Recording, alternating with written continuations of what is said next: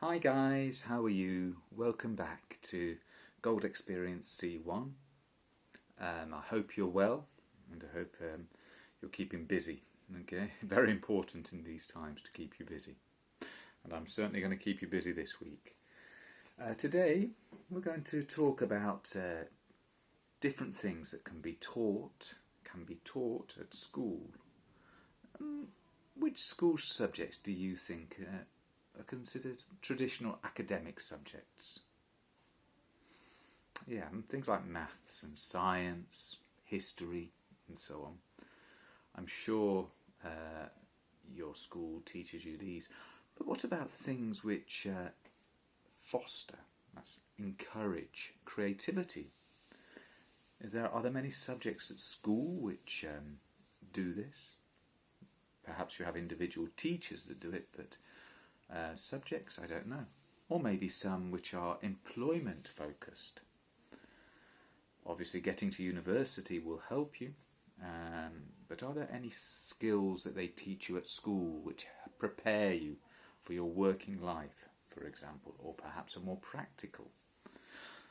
Also, maybe there are things which are creative and enjoyable. Let's look at one example which I did when I was at school and found very enjoyable. Look at page 86. 86. And there you can see, look, this is pottery. Pottery. And you can see we've got a potter's wheel, and the man or woman is using the wheel to create the shape from clay. Clay. Okay? Have you ever tried pottery? Did you do anything like that at school? I did. It was very enjoyable. Maybe not very useful for my future, but I think at the time it's a good thing to do. Let's have a look at the quote that is next to the picture. This is a quote from a person I think you've heard of, a man called Einstein. What did he think he meant by this? Imagination is more important than knowledge. What do you think? I suppose what he could say is knowledge is important. Knowing things, having the academic basis is key, but the next step, the important thing, is to be able to think creatively, to use that knowledge to solve problems, for example. Okay. I think there's plenty of examples of that. For example, a scientist may know the basics, but he needs to think of what the objective is. He needs to think creatively how to a series of experiments to discover something, for example. So we're going to look at a writing task. It's the essay. Remember, the essay is compulsory. It's the first part that you need to do in the writing. You do two parts. One is always going to be an essay, and it is always the same format. So it's good to practice, because then that's the writing, 50% good. So let's read the writing task. What's the purpose of the essay? Who will read it, do you think? Read it. Pause the video and read it. So the purpose? That's right, it says you need to discuss 2 of the benefits in your notes. Important, 2. You're given 3 options, but you only choose 2. That's different to first, remember. And you need to make a decision as to which you think is the most important benefit. As for the second part, who will read it? Well, it's going to be your teacher. It's going to be your teacher, isn't it? Okay, so that again informs you the style. Okay, it's going to be a very formal style. Okay? Right, well here we have a good example of an essay in part 3. I'd like you to pause the video, read the essay briefly, and discuss these questions. First of all, the content. Which points does the essay include? Does the writer give their own opinion? Where? Communicative achievement. Is the essay formal? Why? And finally, organisation. What features help organise the information in the essay? Okay, so pause the video. I'm going to pause it here and have Okay, so which points? That's right, the first offers a wider education, okay, and the second point, which was the third option, it's inclusive, everybody can excel. Okay. Does the writer give their own opinion? Well, yes, most clearly in the conclusion, but also gives their opinion a little bit indirectly in the second and third paragraph when talking about each point, saying why it's important in their opinion. Is the essay formal? Yes, of course. It needs to be in academic style. It's for the teacher. Okay. Remember, in advanced, it must be for a teacher that you're going to treat formally. Okay. For what features help organise the information in this essay? Well, there are paragraphs for each point, yeah, plus an introduction and a conclusion. It's logical, yeah. And ideas are connected with linking phrases, okay? Linking phrases. We've looked at it a lot over this year, but let's have a look again at linking phrases, okay? So, turn to the next page. I'm going to look at my virtual book here. Turn to the next page. Remember, exam tip, essay. Let's just read this through together. Okay, so it's important to link ideas in your essay and to connect them back to the main argument stated in the introduction or at the start in your topic sentence. Remember, we looked at topic sentences in reports. Look at the examples in the essay. Maybe you can look for some linking phrases. Can you see any phrases which connect ideas or information across sentences? That means to say they connect an idea to a previous sentence. Oh, and which ones connect them within sentences? Okay.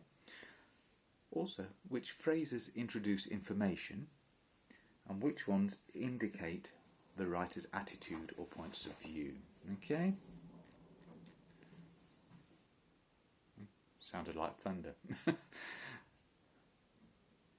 Okay, let's check. So, which phrases connect ideas and information across? Well, we've got things like the first of these here. I've already squiggled it, but halfway through paragraph 2, it says the first of these is crucial. It refers back to the idea of there are several benefits to including an arts education, the topic sentence, the first of these. Okay? Or, to start the third paragraph, the writer says, the second benefit mentioned above. Again, that expression, mentioned above, you're connecting to previous information. Very important. It's all about flow. Okay? What about within sentences? Well, an example in the second sentence, whilst. So we've talked about these contrast words. We've looked at these, many of these. However, whilst, nevertheless. Whilst there is increasing pressure to teach subjects, many educators argue that. Okay, so it connects two ideas in one sentence. Okay. Which phrases introduce information. There is compelling evidence that if we are to compete, that's in the second paragraph, there is compelling evidence that, and then it introduces the information. The sentence after that, or in the expression after that, is it's worth noting that the arts. So another expression, it's worth noting that. Okay. Which expressions or words indicate the writer's attitude or points of view? Well, here we've got these adverbs that we use. Things like unsurprisingly, undoubtedly. Yeah, we've got the two examples in paragraph 3. Last sentence, unsurprisingly. Or to introduce the conclusion, undoubtedly. Okay, so there we have it. Important kinds of things. So let's look at more linking phrases. Match these linking phrases in exercise 4 with their uses A to F. Okay, So let's pause the video and do that. Okay, so number 1. In light of this problem, okay, in other words, after considering something, so we might say in light of this or in light of this problem, after considering all the facts, we had better change our plans. So that's 1C. It links a reason with a consequence. Okay, the consequence is we better change our plans because of what we've just discovered. Number 2, what is equally important is introducing a second idea there, yeah, which is second important idea. So it links one piece of information with a second or third piece. That's 2E. 3 is A. The first thing to remember is introduces the first idea or the first reason. Okay. So that's 3A. 4B. With this in mind, this explains an action. Okay. With this in mind means consider this or consider this person.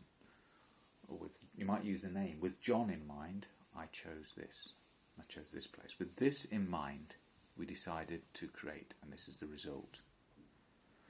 Okay. By the same token is 5F. It compares one example of something with another. Okay. So it's a formal expression. It means for the same reason. Okay. And number 6, for this reason, gives a cause or introducing an idea or an action. For this reason, the 5th grade wants to study. Okay. So you state the reason, or you state the argument, and then you say, for this reason, this is the result, or the action. This is necessary. Okay. Good connecting words. Wow, it's really raining now. Now, work in pairs. You can't. Oh well, never mind. Work by yourself. In Essay 3, they have adverbs, as we've said. We saw unsurprisingly in Unit 3 and undoubtedly. They tell us how somebody feels, okay? Here are some others that we can use, okay? For each of these adverbs, there are other ideas. I'll give you one for each one, okay?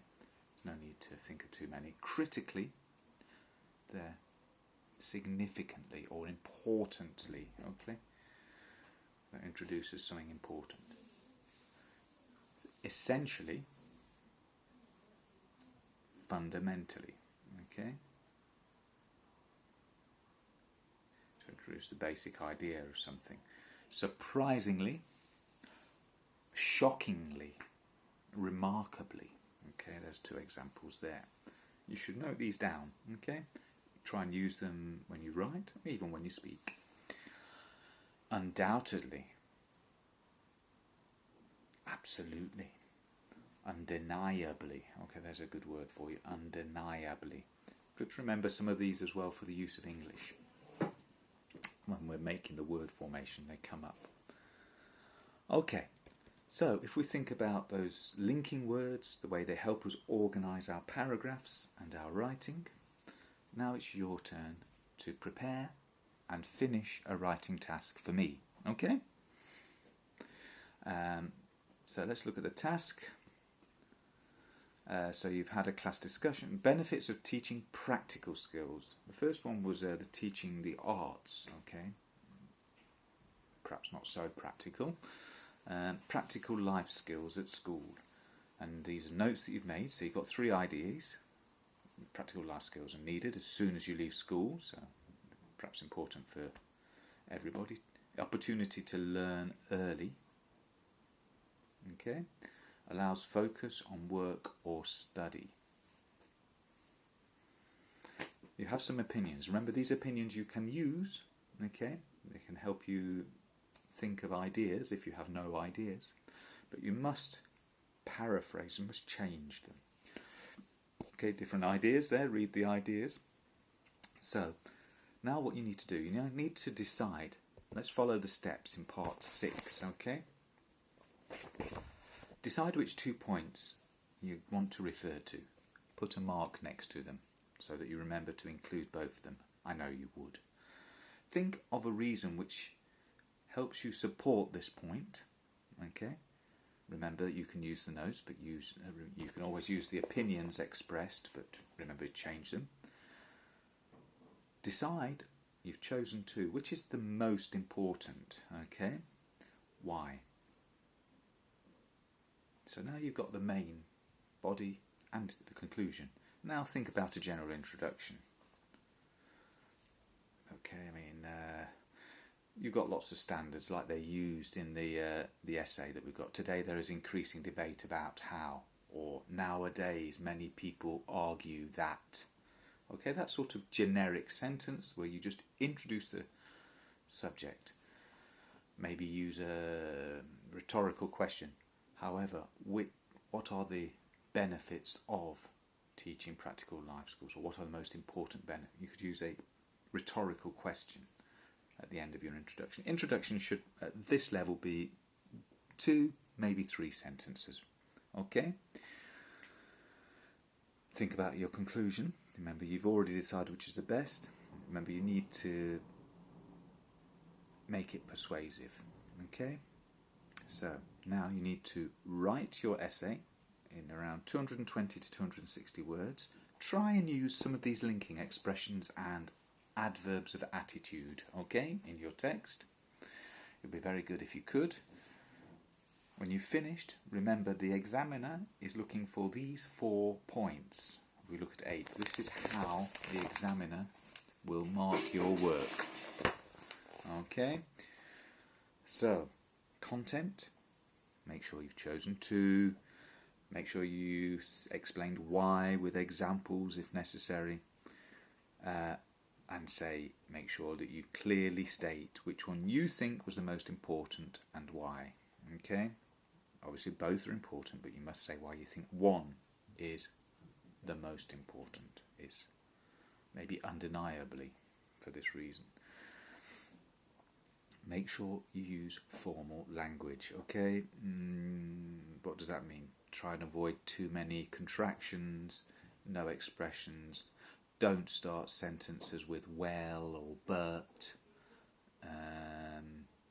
Try and use more formal ways of saying because and saying things like for this reason or due to this.